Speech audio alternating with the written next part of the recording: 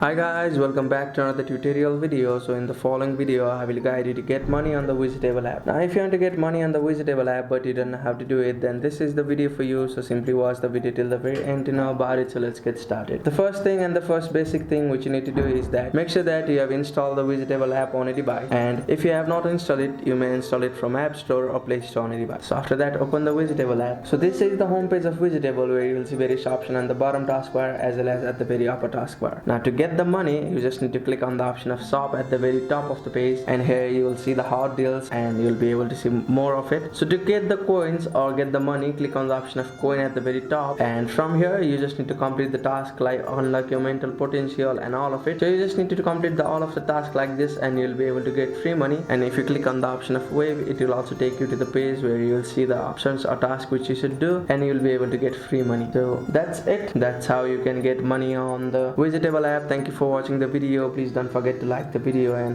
subscribe to our channel. Thank you.